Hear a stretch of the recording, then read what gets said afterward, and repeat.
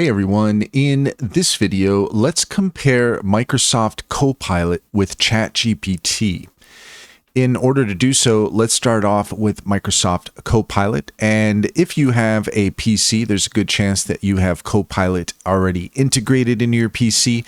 If you want to activate that, you can. And you can also activate a shortcut tool, which allows you to type Alt space. If you put in Alt space on your keyboard, then it will automatically open up Copilot. So that is one of the nice things about Copilot is its ease of access.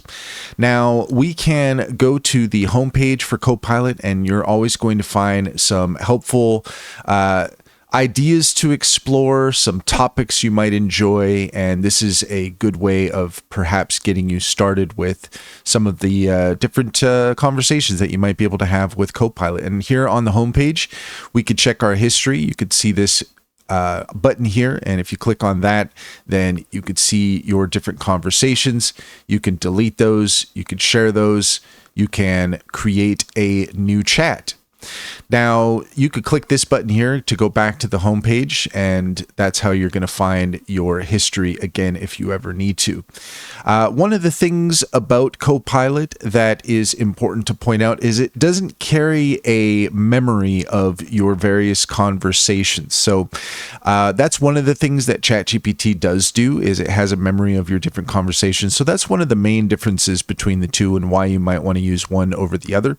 However, because Copilot is already integrated into your PC, the nice thing about it is its ease of access. That's the big deal there.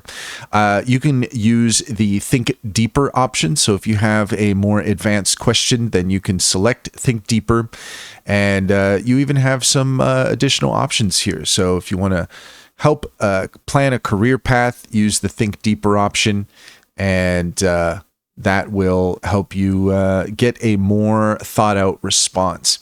You also have a plus sign here. So if you click on that, if you have a specific document that you want Copilot to use, and this is a function that I highly recommend that you get into the habit of planning your queries before you actually ask them here in Copilot. And this is something that you could do with any chatbot that you use, is if you have notes to your to the side, then you can bring those in, and it can really help with cutting down time and just making sure that the chatbot is getting more information to work from when it's answering your questions.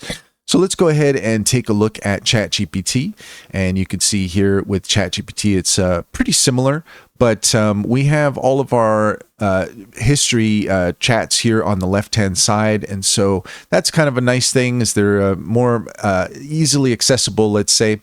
And the other thing too that's important to note is that ChatGPT does carry a memory of your various conversations. If you go into your profile, you go to settings, personalization, then you're going to see that you have a memory. You can manage your memory. So if you click on that, then you can go through and you could basically just delete anything that you don't want, because it can fill up. And so if any of these memories are not relevant anymore and you're just trying to save space, then you can go through and you can manage your memories. And so those are the main differences between the two. I mean, the nice thing about Copilot, again, is its ease of access, but the main reason that I continue to use ChatGPT is because it does maintain a memory of your conversation. That's something that not every other chatbot does. So those are the main differences, and that's all there is to it. If you found this video helpful, please leave a comment and like and subscribe for more helpful tips.